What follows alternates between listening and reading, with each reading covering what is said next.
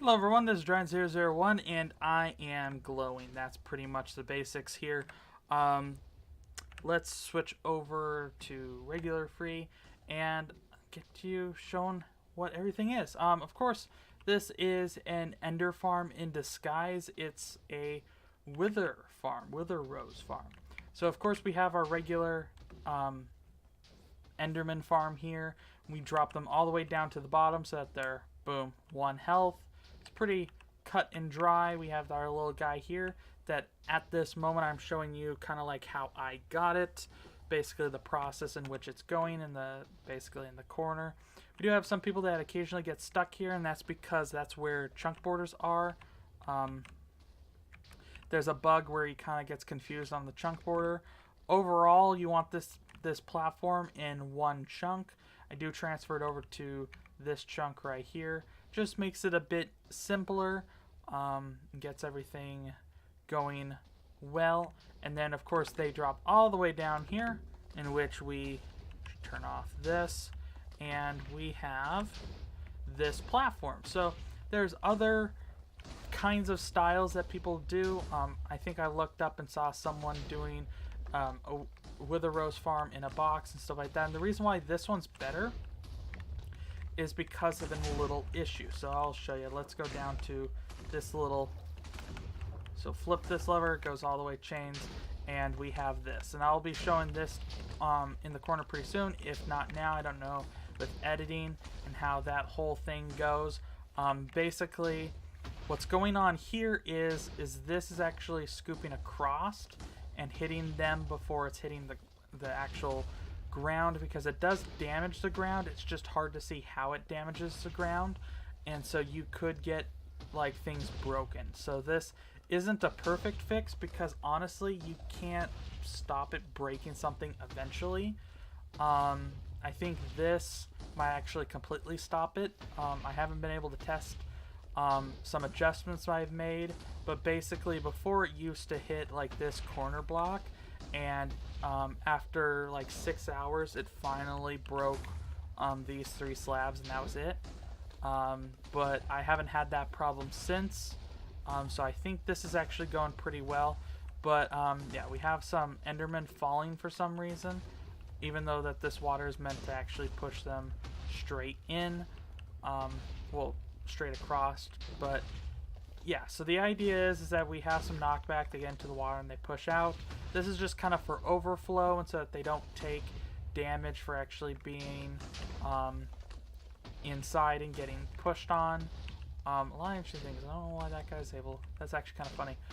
Yeah, so basically this is to minimize damages and prevent the pesky damage that some other people can get under.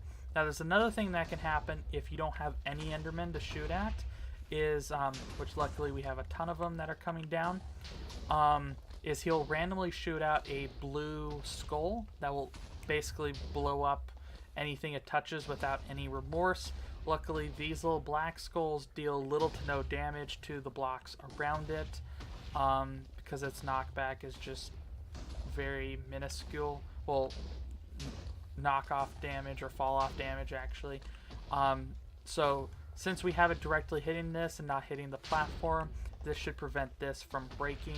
We do have water to minimize damage in case it does, and we're using obsidian to minimize damage in general. Now of course here we see we have basically a dropper setup that we're dropping all the way down here. You can do this however you like, it doesn't really matter. You do have everything covered in water so that endermen don't spawn down here, and a little platform to land on, because of course you're going to need to fly an elytra into here. So yeah, it's pretty self-explanatory, cut and dry. Let's actually open up another doorway so that people can walk in a little bit easier. I'll just do that to just make it so that you don't fall off the side. But yeah, it's pretty nice in here. We have, of course, all of our stuff. I have them sorted out, and I've been recording. Well, I started recording just a little bit ago. It's only been 4 minutes, and we already got a stack of roses. It's fairly fast, and I imagine you're not going to be using a lot of it, but depending on what you do, you might be using more of something else. Just a lot of different things you can do with it, which is nice. You can see we're kind of running low there. We're getting them. So yeah, it's pretty nice. Prevents a lot of weird spawning. Basically, what I suggest with this guy specifically, and you'll see, boom, I have the recording up in the top right. You're gonna want to spawn him with this fence post and push it up with him so that it's here. You don't want to remove this fence post, and then maybe push up another one so that you have this guy. But basically all you need to do is just make this selectable and it'll push back and forth. So yeah, see, that's the blue guy that you don't want. So let's turn this thing off before he starts blowing up crap. Because of dumb things. Let's see if he actually did blow up something.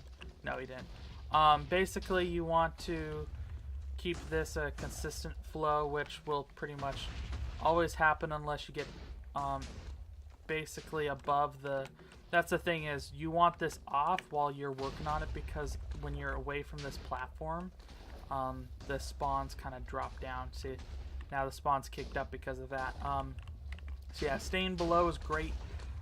You could stay higher above, but the problem is you risk despawning. So this is the more optimal, plus you have the items down here. But yeah, back to this, you block this off and he doesn't destroy anything, as you see. You're going to want to put water on top when you spawn him so that you minimize damage around, of course, yourself. Otherwise, you can just spawn this first and then just block it off and then build everything else off of it. As you can see, we are basically one block down below. Of course, if you had a portal, you want to put water here. It's in the video to just kind of remove the portal, and so we sweep across. Do some tinkering in a creative world. I suggest, honestly, the balance is keeping the distance between these two far enough apart so he's not killing these things too fast, because he only shoots like one, and then once it explodes he shoots another. He only has one flying at a time. So the farther you are away, the slower the farm is. The closer you are, the more he kills. So it depends on how many people are online. If you're on a server where there's a ton of people online all at once, you're going to want to move this thing far enough back so that it doesn't kill these guys as much. I believe I have like a 6-block gap between these two. It doesn't do that much of a difference. And then I have this platform just one below that block. And so the difference is you can use the one next to the end portal, or you can go through the portal and use the one on the other side. This one is basically the one on the other side, removing everything else you would want to cover with water if there's any islands. So yeah, that's pretty much it for this. I'm kind of rambling on. I'm not going to do a tutorial just because it's pretty much self-explanatory and very customizable. It's kind of open to what you can do. The main things you want to keep down is make sure that this is one block below so that the skulls don't hit this. And then you'd want just kind of a buffer around it so that Endermen that fall out can be pushed back in. I think honestly it would work better if this was wider, just so that because some of these are still drifting out the opposite direction, which isn't good.